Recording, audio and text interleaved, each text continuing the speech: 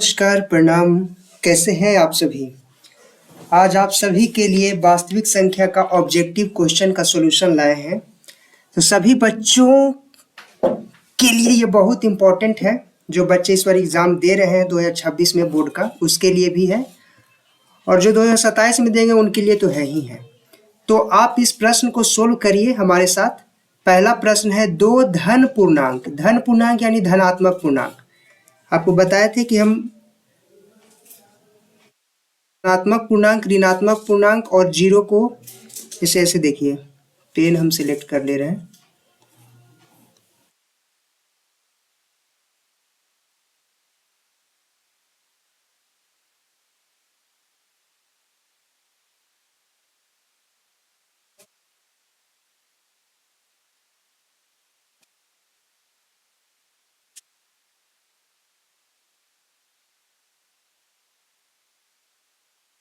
दो धन पूर्णांक ए और बी के लिए तो क्या होगा बताओ आप लोग। तो अगर एक बार हम पेन को ले लेते हैं, पेन नहीं आ रहा है यार। हाँ, तो आप याद करो, जिनको ये आता है वो तो डायरेक्ट आंसर बताएंगे हमको। तो ये क्या होता था, यूक्लिड डिवीजन एल्गोरिदम क्या कहता है, ए क्यू प्लस आर। आर जो होता है हमेशा क्या होता है बच्चों, ए से क्या होगा, बड़ा होगा। और जिससे हम भाग देते हैं, भाग किससे दे रहे हैं उसको क्या बोलते हैं, जिससे हम ए से भाग दे रहे हैं, यहाँ ए से भाग दे रहे हैं तो इसको हम लोग क्या बोलते हैं, भाज्य बोलते हैं। तो भाज्य से छोटा होगा, या तो जीरो होगा या तो ये बी से छोटा होगा। इसको हमको यहाँ रखना था, इसको हमको यहाँ रखना था, तो डी ऑप्शन सही हो जाएगा। कह रहा है परिमेय संख्या और अपरिमेय संख्या के समूह को क्या कहते हैं, तो हम क्या कहते हैं, वास्तविक संख्या कहते हैं। क्या पूर्णांक संख्या को संख्या रेखा पर व्यक्त किया जाना संभव है? बिल्कुल, हम लोग देखे भी थे। और अगला हम देखें तो क्या है कि प्राकृतिक संख्या के संग्रह में, यानी प्राकृतिक संख्या के संग्रह में शून्य को समेत ऋण संख्याओं को शामिल कर लिया जाए तो यह कैसी संख्या होगी, तो ये संख्या होगी बच्चों पूर्णांक। ठीक है, प्राकृतिक संख्या में हम क्या ऐड कर लें, तो जीरो ऐड कर ले, और इधर ऋणात्मक ऐड कर ले, -1 -2, तो ये पूरे संख्या क्या बन जाएगा, पूर्णांक बन जाएगा। कह रहा है संख्या रेखा पर पूर्ण संख्या का निरूपण होगा, नहीं, हाँ बिल्कुल होगा। हम लोग पूर्ण संख्या का क्या करेंगे, निरूपित कर सकते हैं संख्या रेखा पर, 0 1 2 ऐसे करके, तो ये होगा। कह रहा है सभी प्राकृतिक संख्या के संग्रह शून्य समेत को क्या कहते हैं, तो इसको बोलते हैं पूर्ण संख्या बच्चों। 0 ऐड कर लें और इसमें बाकी प्राकृतिक संख्या है ही 1 2, तो ये पूर्ण हो जाएगा। अगला है, अगर पूर्णांक b a पूर्णांक से पूर्णतः विभाज्य है तो b को क्या कहा जा सकता है। देखिए, b से a पूर्णतः विभाज्य है, विभाज्य का मतलब उसका शेषफल 0 है, तो ये जो b होगा बच्चों इसको बोलते हैं भाज्य और इसको बोलते हैं भाजक, और ये वाला कहलाता है भागफल और नीचे वाला शेषफल। तो यहाँ पूछ रहा है आपसे b को a का क्या कहा जाएगा, तो b को a का भाज्य कहा जाएगा। अगला है, 0 किसी पूर्णांक को विभाजित करेगा, 0 जो होगा किसी पूर्णांक को विभाजित करेगा, तो आंसर होगा इसका नहीं। किसी पूर्णांक को विभाजित करेगा मतलब जैसे मान ले कोई पूर्णांक है, फॉर एग्जाम्पल p एक पूर्णांक है और 0, हम बताए भी थे जब आप परिमेय संख्या पढ़ रहे थे, p/q के रूप में अगर लिखते हैं तो q 0 के बराबर नहीं होना चाहिए। अगर ऐसा होता है तो ये अनडिफाइंड हो जाता है, यानी अपरिभाषित, अनडिफाइंड, तो इसको हम लोग क्या बोलेंगे बच्चों, नहीं। ठीक है, यूक्लिड विभाजन एल्गोरिदम का अनुप्रयोग किस में किया जाता है बताओ, एचसीएफ निकालने में करते हैं। यूक्लिड विभाजन एल्गोरिदम का उपयोग करते हैं हम लोग दो धनात्मक पूर्णांकों को मसा निकालने में किया जाता है। चलो अगला प्रश्न देखते हैं। अगला प्रश्न है धनात्मक विषम पूर्णांक किस रूप में निरूपित होता है। पहले ये बताओ विषम पूर्णांक होता क्या है, जिसको 2 से विभाज्य न हो। तो उसको हमको लिखना होगा बच्चों, तो 2q लिखा हुआ है तो उसमें 1 ऐड कर देंगे, तो ये वाला हो जाएगा 2q + 1 के रूप में होगा। अगर यही बोलता है धनात्मक सम पूर्णांक लिखा जाता है तो 2q का रूप में होता है।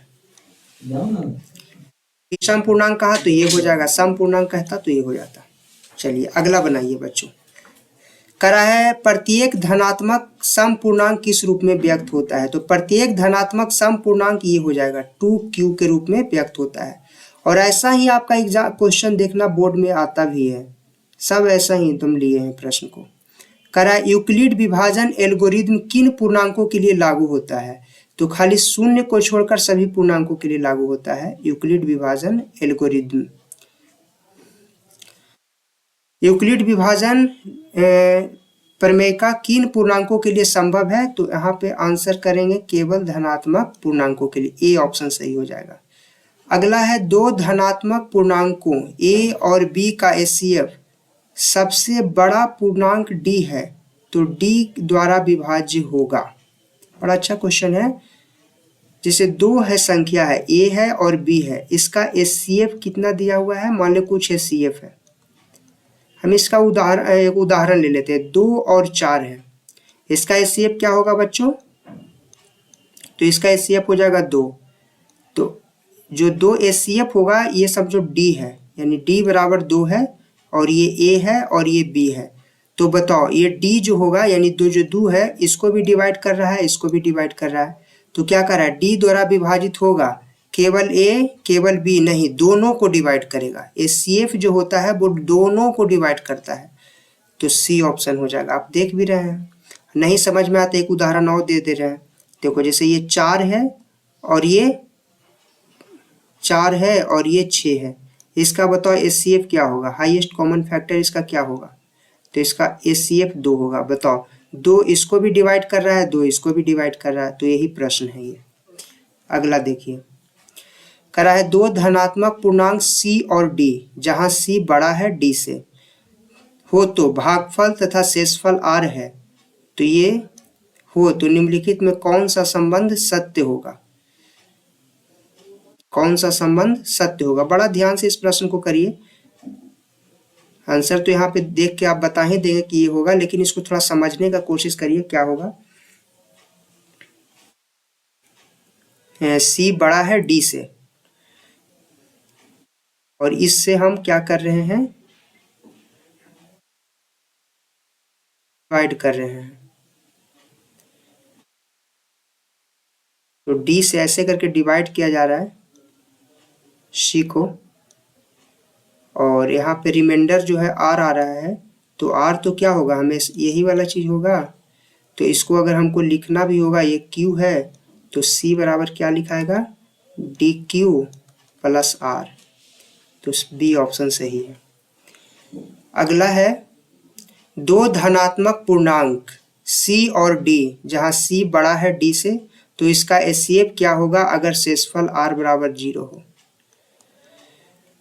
तो धनात्मक पूर्णांक C और D है तो इसका HCF क्या होगा, ये है और इसका शेषफल भी 0 बताया जा रहा है, यानी कि D से डिवाइड कर रहे हैं हम किसको बच्चों, C को, तब शेषफल क्या आ रहा है आपका 0 आ रहा है। तो कह रहा है कि HCF इसका HCF क्या होगा, तो इसका HCF हो जाएगा बच्चों D, जिससे डिवाइड हो जाता है उसी को हम लोग HCF कहते हैं। जैसे ऐसे देखिए, मान लीजिए ये 2 है जो 4 को डिवाइड कर रहा है 2 बार में, तो यही HCF हो जाता है। ठीक है, दो धनात्मक पूर्णांक C और D में R ≠ 0 है, HCF C और D में कितने के बराबर होंगे, मतलब कितने के बराबर होंगे। तो ये बराबर क्या हो जाएंगे बताओ, आंसर देख के बताओगे तो ये दे रहा है आंसर C और D। देखो इसको समझ ही लेते हैं, C बड़ा है D से, आर नॉट इक्वल टू 0 है, यानी 0 के बराबर नहीं है। तो HCF इस कितने के बराबर हो जाएंगे? तो C और D के बराबर हो जाएंगे। जैसे ऐसे देखिए,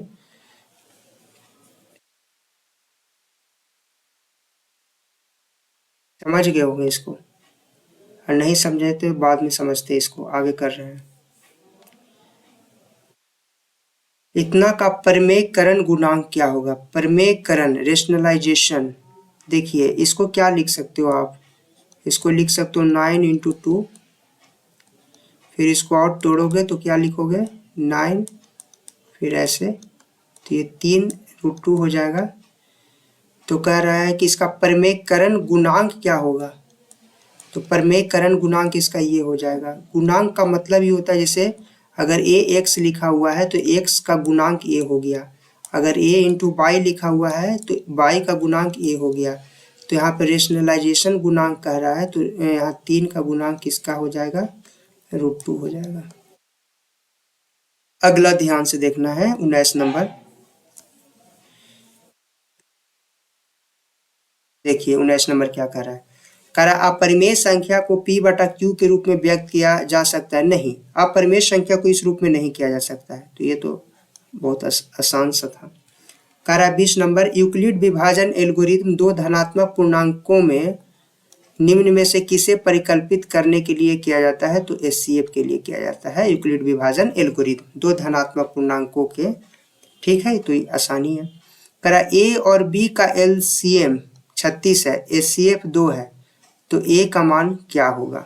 एक फार्मूला बच्चे आप जानते हैं, नहीं जानते तो जानिए, A गुना B बराबर HCF इंटू LCM।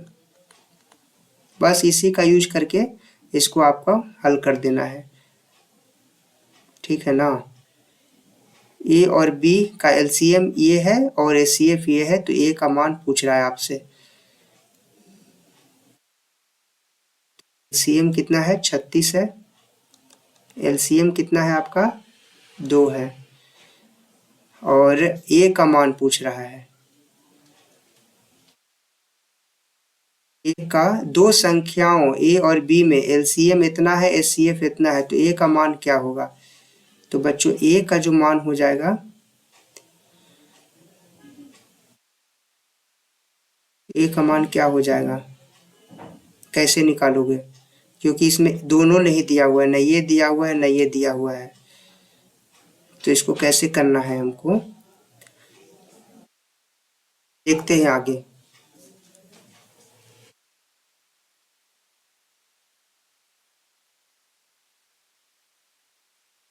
तेईस नंबर, 15, 5, 15 और 20 के लसा और मसा का अनुपात क्या होगा? इसका LCM और HCF का अनुपात क्या हो जाएगा? तो LCM इसका निकालना है, तो 5, 15 और 20 का LCM क्या होगा? तो आप निकालो, अगर अच्छे से नहीं निकाल पा रहे हो तो आराम से निकालो। इसका LCM हो जाएगा 60 और HCF हो जाएगा 5, तो अनुपात करोगे इसको तो 12, 25, 60, 12:1 हो जाएगा। करा x एक भाज्य संख्या, भाज्य संख्या किसे कहते हो? वैसी संख्या जिसका एक से अधिक एक और स्वयं के अलावा अन्य से विभाज्य हो। जैसे 4 सबसे छोटी भाज्य संख्या था, तो रूप में गुणनखंडित किया जाता है, तो इतना को कौन सी संख्या कहा जाएगा? तो अभाज्य संख्या कहा जाएगा। जब भी गुणनखंडित करते हैं, जैसे इसको गुणनखंड करना है, तो आप 2 इंटू 1 करेंगे या 2 इंटू 2 करेंगे। हमेशा गुणनखंड अभाज्य में ही किया जाता है। जैसे आपको मान लीजिए 20 का गुणनखंड करना है, तो क्या लिखोगे? 4 इंटू 5 लिखोगे, फिर 2 को गुणनखंड करोगे। जब तक इसको अभाज्य तक नहीं पहुंचा देते तब तक इसको हम लोग तोड़ते ही रहते हैं। अब ये नहीं टूटेगा तो अभाज्य हो जाएगा। दो अभाज्य संख्या है p और दो अभाज्य संख्या है, तो √p³ क्या है? जैसे देखो p, अगर p और दो अभाज्य संख्या है, p और q लिखा होगा यहाँ पे, p और q, यहाँ पे q छूट गया है बच्चों। यहाँ पे p और q दो अभाज्य संख्या है, तो इसका जैसे मान लीजिए 3 और 2 अभाज्य संख्या है, और इसका अंडर रूट ले लेते हैं बच्चों, तो √6 हो जाएगा। तो √6 क्या होगा बताओ? परिमेय होगा? नहीं सर, ये नहीं होगा, तो ये हो जाएगा, एक अपरिमेय हो जाएगा। कह रहा है सबसे छोटी अभाज्य और सबसे छोटी भाज्य संख्या, सबसे छोटी अभाज्य 2 और सबसे छोटी भाज्य संख्या 4, तो 4 दूनी के 8। सबसे छोटी अभाज्य और सबसे छोटी भाज्य संख्या का गुणनफल, तो सबसे छोटी भाज्य संख्या तो बच्चों 4 ही होता है, और छोटी अभाज्य तो 2 होता है, और अभाज्य संख्या का गुणनफल कर रहा है तो 8 ही होगा। आंसर दे रहा है 4, तो इसको कर लेना है आपको 8। अगला देखिए, 2 क्रमिक सम संख्याओं का एचसीएफ, जैसे देखिए 2 और 4 2 क्रमिक सम संख्या है, तो इसका एचसीएफ क्या हो जाएगा, 2 हो जाएगा। करा अभाज्य संख्याओं की संख्या अपरिमित रूप से, अभाज्य संख्या बहुत सारा हो सकते हैं।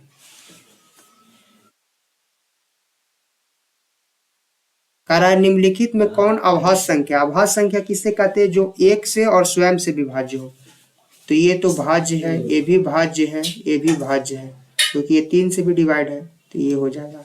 करा निम्नलिखित में कौन अभाज्य संख्या है, तो ये बताइए, ये तो भाज्य हो जाएगा, ये भी भाज्य है, ये भी भाज्य, ये अभाज्य हो जाएगा, तो ये सब नहीं होगा, हो जाएगा आपका ए।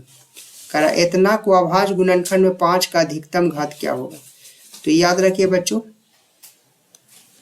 25 के लिए 5 पे पावर 2 याद रखना है, 125 के लिए 5 पे पावर 3, 625 के लिए 5 पे पावर 4, और 625 के बाद बस इतना ही याद रखिए, तो 4 हो जाएगा। अगला है 26 और 91 का एचसीएफ क्या होगा, तो बताए थे एचसीएफ के लिए क्या करते हैं, इसका गुणनखंड करते हैं, तो 13 दूनी 26, और 91 का क्या करेंगे, 13 सत्ते 91, तो दोनों में कॉमन क्या है बच्चों, 13 है, तो एचसीएफ क्या हो जाएगा आपका, 13 हो जाएगा। कह रहा है इतना का लसा क्या होगा, तो यही फार्मूला है, A into B LCM into HCF. आपको एल निकालना है, एस से भागा दे देंगे, तो A into B by H हो जाएगा। तो बताइए ये वाला ऑप्शन दे रहा है, ए इंटू बी तो होगा ही होगा, और ए इंटू बी का एचसीएफ हो जाएगा, ये सही ऑप्शन हो जाएगा। 36 नंबर देखिए,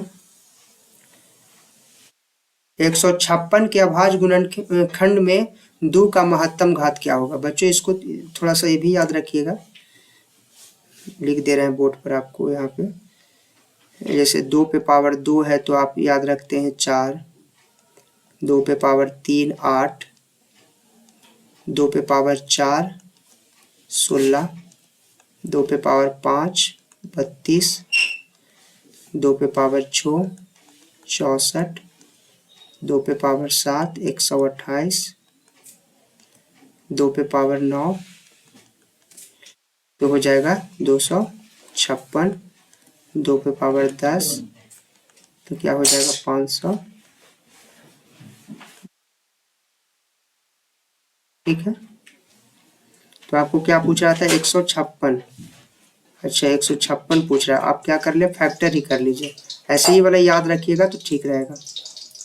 156 है तो आप करिए फैक्टर 2 से, यानी इसको बोलते हैं अभाज्य गुणनखंड, 2 सत्ते 14, 2 अट्ठी 16, 2 से करिएगा तो 2 तिया 6, 2 नमा 18, 2 का अधिकतम घात क्या आएगा, 2 पे पावर 2, बस 2 ही का पूछा तो आगे करना ही नहीं है, अधिकतम घात।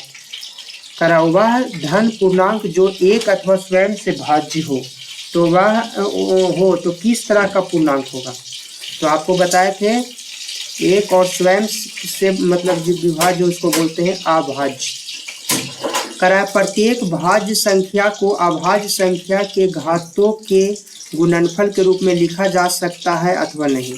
प्रत्येक भाज्य संख्या यानी कंपोजिट नंबर अभाज्य संख्या के घातों के रूप में गुणनफल के रूप में लिखा जा सकता है कि नहीं, बिल्कुल लिखा जा सकता है। इसको देखिए, जैसे देखिए मान लीजिए 8 एक भाज्य संख्या है, इसको कैसे लिख सकते हैं बच्चों, देखिए 4 गुना 2, फिर 4 को तोड़ेंगे तो 2 गुना 2 लिखेंगे।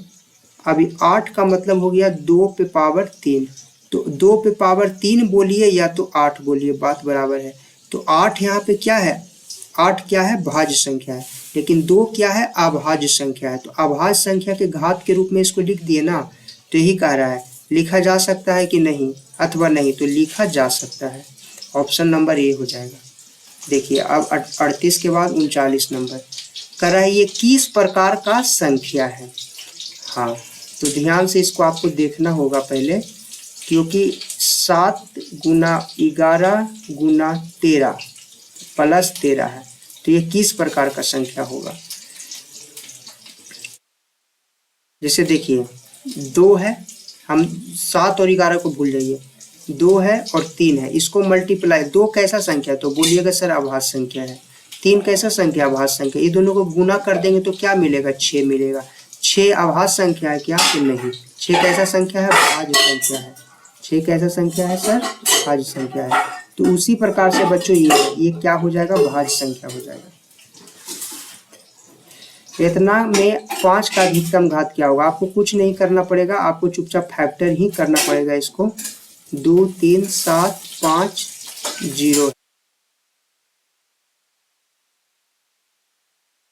2 3 7 5 है, तो इसको हम डायरेक्ट 5, इसको ऐसे कर लीजिए, 2 3 7 5 है गुना 10, 10 का मतलब 2 गुना 5 हो ही जाएगा।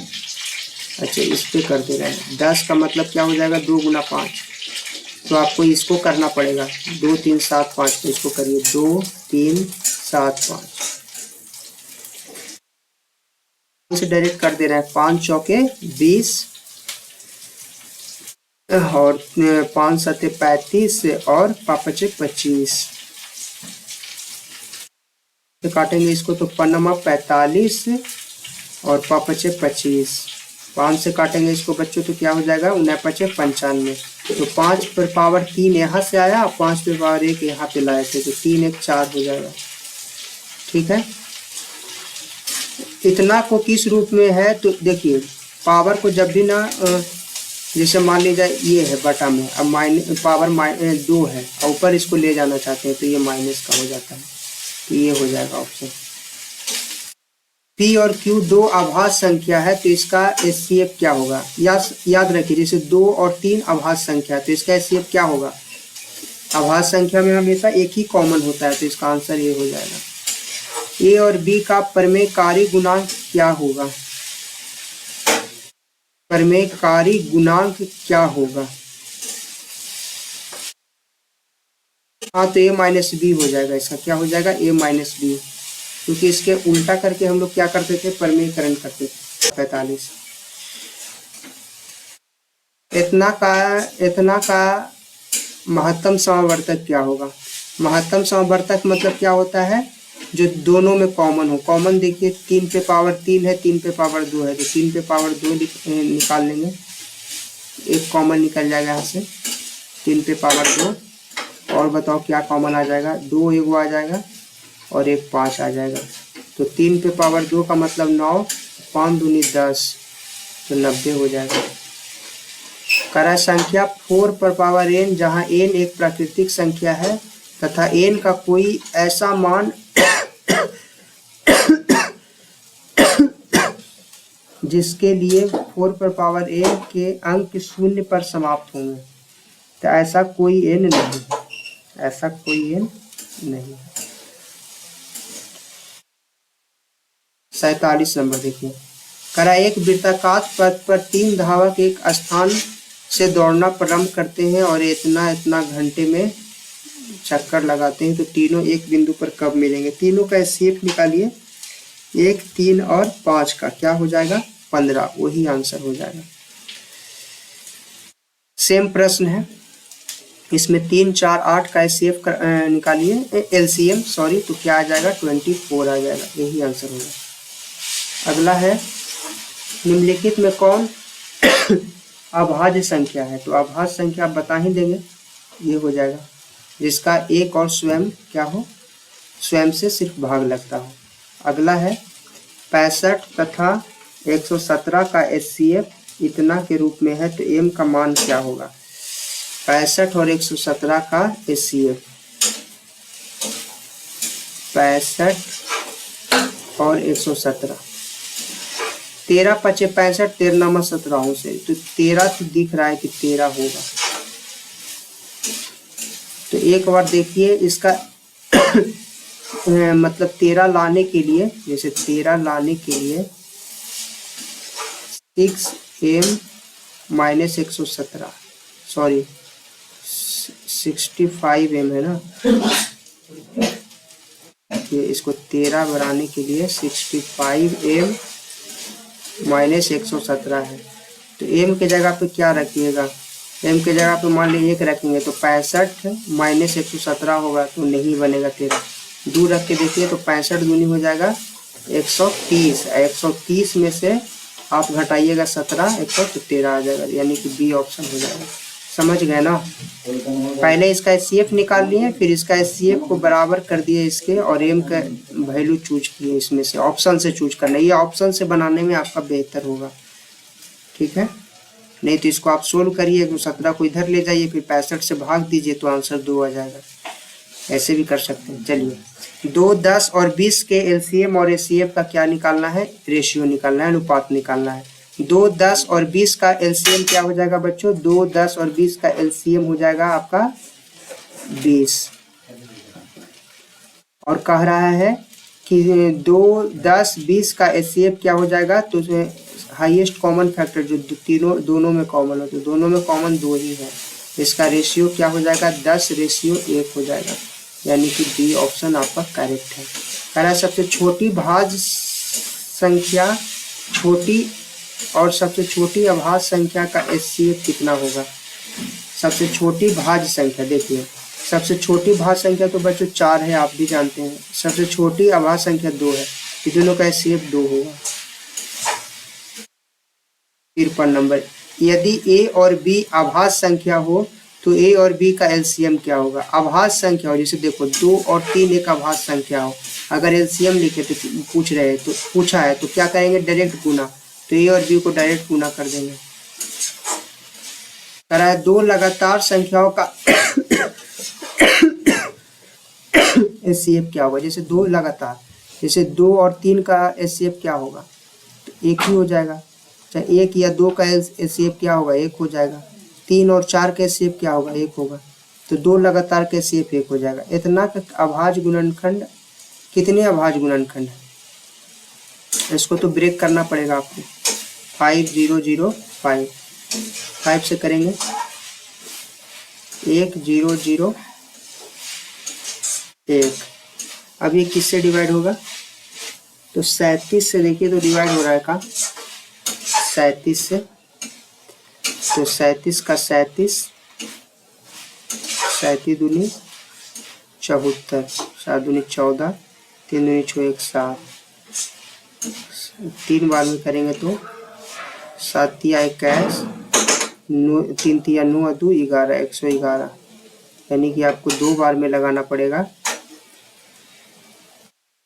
यहाँ से डिवाइड करेंगे आप 37 मरतबे, तो 1 0 1 0 1 को, तो 1 हो जाएगा, 2 बार में हो जाएगा 37 दूनी 74, 10 में से 4 गया 6, और ये हो जाएगा 9 में 7 गया 2 और 1, 3 बार में 7 49, 3 7 21, 3 से तो नहीं डिवाइड, किसी से डिवाइड होगा 101। हम इसको करके बताएंगे अभी, ऐसे आंसर इसका 4 होगा। ये डिवाइड होगा 37 से ही होगा, या तो 100 किसी से होगा। 6 8 22 का एलसीएम और एचसीएफ का रेशियो क्या होगा, देखिए 6 8 और 22 का एलसीएम और एचसीएफ का रेशियो, तो 6 8 और 22 का एलसीएम निकालना है, तो क्या होगा, 6 ऐसे डायरेक्ट निकाल के देखिए, जिससे बचपन में निकालते थे वैसे, 2 से, 2 तिया 6, 2 चौके 8 11, मल्टीप्लाई करेंगे 2 3 4 11, 2 3 4 11, ये हो गया एलसीएम। और एचसीएफ क्या हो जाएगा, 6 8 22 का एचसीएफ क्या हो जाएगा, तो 6 8 22 का एचसीएफ क्या हो जाएगा बच्चों, दोनों में कॉमन क्या है, तो 2 कॉमन सब में है, 2 तिया 6, 2 चौ 8 और 2 गुना 11, यानी HCF 2 हो जाएगा। और दोनों का पूछ रहा है रेशियो, तो 2 से 2 कैंसिल हो जाएगा, तो इधर 1 बचेगा, यानी कि 1 तो इसमें दिख रहा है और किसी में नहीं दिख रहा है, तो आंसर ये हो जाएगा। इसको मल्टीप्लाई करने की जरूरत नहीं है। 96 का अभाज्य गुणनखंड क्या होगा? तो 96 का अभाज्य गुणनखंड आपको करना पड़ेगा, करिए। 2 से काटिएगा तो क्या हो जाएगा? 4 दूनी 96, फिर इसको काटिए 2 से तो हो जाएगा 24 दूनी 48, फिर इसको 2 से काटिएगा तो हो जाएगा 12 दूनी 24, फिर 2 से काटिएगा तो 2 छक्का 12, 2 तिया 6, तो 3 एगो है, 3 एगो सिर्फ इसी में है और 5 ये, तो सी ऑप्शन हो जाएगा। 2 परिमेय संख्या के बीच अधिकतम कितने परिमेय संख्या हो सकते? अनंत। जैसे 2 एक परिमेय संख्या है, 3 एक परिमेय संख्या, तो इसके बीच बहुत सारे हम लोग परिमेय संख्या निकाल सकते हैं। 47 और 379 के 47 से 379 में भाग देने पर यदि शेषफल 3 बचे तो भागफल क्या होगा? 47 से 379 में भाग देंगे तो शेषफल अगर 3 बच रहा है तो भागफल यानी ए वाला पूछ रहा है। तो एक फार्मूला हम लोग जानते थे, भाज्य भाजक बराबर भागफल गुना भाज्य, ये दोनों को मल्टीप्लाई कर देते थे। मान लो इसको x और इसको जोड़ देते थे, जैसे 379 है ना, ये हो जाएगा 47 गुना x माइनस जोड़ 3, फिर इसको इधर ले जाके घटाओगे तो क्या हो जाएगा? 9 में से 3 घटेगा तो 6 और 376 बटा 47x, और 47 एक से भागा दोगे तो क्या हो जाएगा? 7 8 56, और देखो किससे भाग लग जा रहा है ये, और आपसे जो अरे यहाँ तो पूछ रहा है ना, तो भागफल क्या होगा? ये 8 हो जाएगा, इससे भागा दोगे तो 8 बार में डिवाइड हो जाएगा। सबसे छोटी अभाज्य संख्या कौन है? सबसे छोटी अभाज्य संख्या इसमें तो 2 ही है। अगर p a स्क्वायर को विभाजित करता है तो p विभाजित होगा, p जो है a स्क्वायर को डिवाइड कर रहा है, यानी a स्क्वायर से डिवाइड करे तो शेषफल 0 आ रहा है, यही कह रहा है। तो कह रहा है कि तो p विभाजित होकर तो p इतना को विभाजित करता है तो p विभाजित करेगा, a को करेगा, a को नहीं करेगा, a और b दोनों को करेगा, a को नहीं करेगा, a को करेगा, a और b दोनों सत्य बता रहा है। देखिए इसको कैसे समझते हैं थोड़ा सा। p a स्क्वायर को विभाजित करता है, यानी कि ये कर रहा है, तो इसको इधर ले जाएंगे p को, तो ये 0 हो जाएगा। a Guna a 0। अगर दो संख्या का मल्टीप्लिकेशन 0 आ रहा है, इसका मतलब क्या समझते हैं आप? दोनों में से कोई एक 0 रहा होगा, तो 0 अगर ये है तो 0 आ जाएगा, तो a को करेगा तो बात सही है, a को नहीं करेगा, कर भी सकता है न भी कर सकता है, तो a और 2 सत्य है, ठीक है।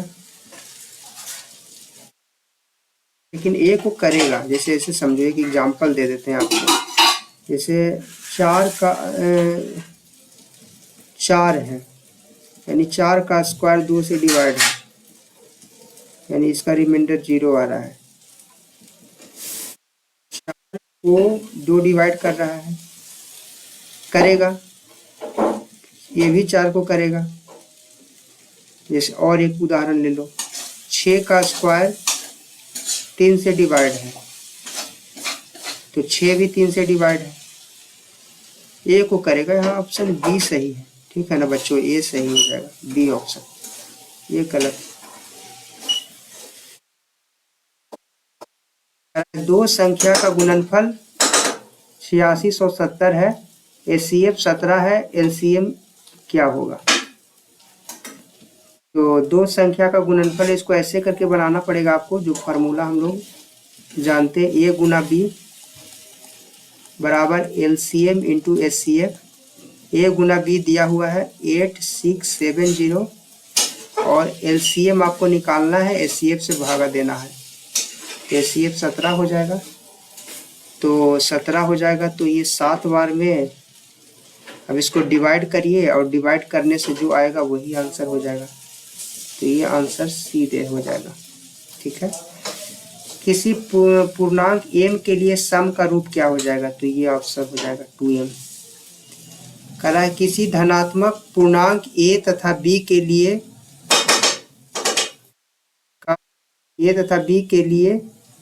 a b का HCF गुना a और b का LCM निम्नलिखित में किसके बराबर होगा? a गुना b के बराबर हो जाएगा। यही सेम फार्मूला है, a गुना b जो होगा इसका HCF निकालिए और इसका LCM निकालिए, तो किसके बराबर होगा? a गुना b का।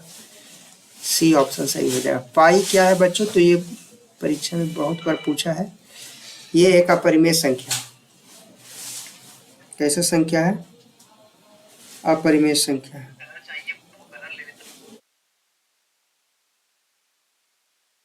ठीक है।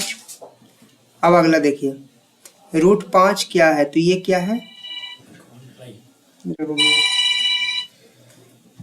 5 क्या है बच्चों? तो ये एक अपरिमेय संख्या है।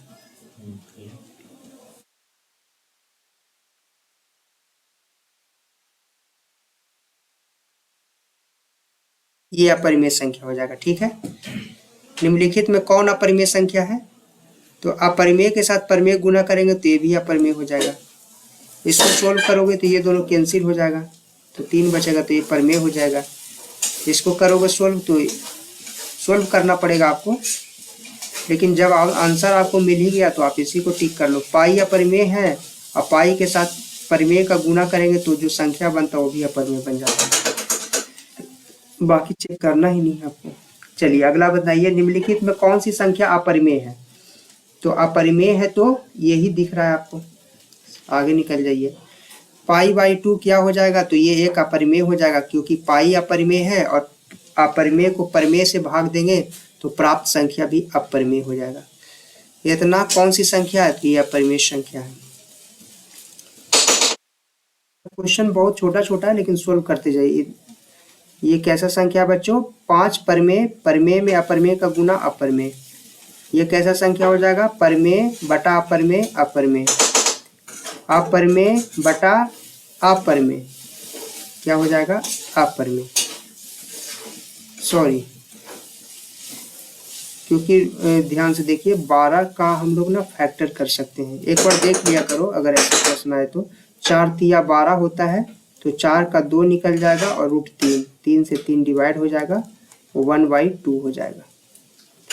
अगर 12 की जगह 11 होता ना तो ये आंसर ये हो जाता है, लेकिन √12 है इसीलिए इसको सोल्व करोगे तो ये हो जाएगा परिमेय संख्या, यहाँ पे 12। ठीक है। अगर 11 रहता, 13 रहता तो ये हो जाता परिमेय। अगला देखिए, 6√2 एक क्या है? तो 6 + √2 एक हो जाएगा अपरिमेय, क्योंकि परिमेय में अपरिमेय को जोड़ेंगे तो संख्या अपरिमेय होता है। यदि n एक प्राकृतिक संख्या है तो इसका अंडर रूट क्या होगा? हमेशा प्राकृतिक होगा, हमेशा अपरिमेय होगा, हमेशा परिमेय होगा, कभी प्राकृतिक संख्या और कभी अपरिमेय संख्या। ये सही है। जैसे देखिए, जैसे √4 एक अपरिमेय, 4 एक प्राकृतिक संख्या है तो इसका ये तो प्राकृतिक हो जाएगा, लेकिन जब इसका हम प्राकृतिक 3 एक प्राकृतिक है, इसका स्क्वायर रूट लेंगे तो ये प्राप्त नहीं होगा, तो ये अपरिमेय ही रह जाएगा। तो डी ऑप्शन सही है। करा इनमें कौन अपरिमेय संख्या है? अपरिमेय संख्या के बताए थे वो अशांत अनावर्ती होता है, तो पहला ऑप्शन तो शांत दिख रहा है, ये अशांत आवर्ती दिख रहा है, 3 के ऊपर रेकरिंग होगा, तो ये हो जाएगा आपका, क्या हो जाएगा? अपरिमेय संख्या। करा है कि किसी अपरिमेय संख्या a का व्युत्क्रम इतना है, तो ये भी अपरिमेय हो जाएगा। जैसे देखिए, √2 एक अपरिमेय है, इसका व्युत्क्रम 1/√2, ये भी अपरिमेय है। √11 क्या है? तो √11 भी एक अपरिमेय संख्या है। निम्नलिखित में कौन परिमेय संख्या, थोड़ा जल्दी जल्दी कर लेते हैं बच्चों, थोड़ा ज़्यादा प्रश्न है। तो परिमेय संख्या क्या हो जाएगा, ये अपरिमेय हो जाएगा। इसको सोल्व करिएगा तो 4/5, आपको ये जल्दी जल्दी कर लेना है। परिमेय संख्या, और ये PDF आपको हम जो चैनल है टेलीग्राम चैनल उस पे हम प्रोवाइड कर दे रहे हैं। आप ये सारे प्रश्न बहुत ईजी है, एक बार देखना, बहुत आसान आसान प्रश्न है और कहीं ना कहीं सारे एग्जाम में आपका आया हुआ है बिहार बोर्ड में, तो सोल्व कर लो, बहुत आसान प्रश्न है। कितना है देख लेते हैं एक बार, 133 गो है, जिसमें हम लोग कहाँ तक कर लिए हैं, देखिए कहाँ तक कर लिए हम लोग जो,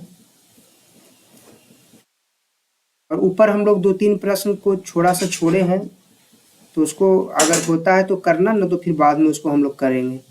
तो ये वाला जो प्रश्न यहाँ तक किए, माने 80 तक हम लोग किए हैं, और बाकी ये सब बहुत इजी प्रश्न है। तो हमको नहीं लग रहा है कि आपसे नहीं होगा, एक बार कर लेना। बाकी हमारा जो चैनल है टेलीग्राम चैनल, उसका जो नाम, जो यूट्यूब का चैनल नाम है वह उसी नाम से है, S2 की पाठशाला। वीडियो के लिंक में हम इसका लिंक दे देंगे चैनल का, और इसी पे आपका ये PDF भी मिल जाएगा। तो आपका टोटल 132 प्रश्न है, 33 प्रश्न है, जिसमें हम 80 को कर लिए। तो जो बचा आपको करना है, बहुत आसान है, आपसे हो जाएगा। और सारा है जो आपका बिहार बोर्ड में पूछा हुआ प्रश्न है, बोर्ड में पूछा हुआ है, आपका प्री बोर्ड में पूछा हुआ है, आपका सेशनल एग्जाम में पूछा हुआ है, सारा प्रश्न पूछा हुआ है। तो आप एक बार जरूर कर ले बच्चों, आपका कॉन्फिडेंस इससे बूस्ट हो जाएगा।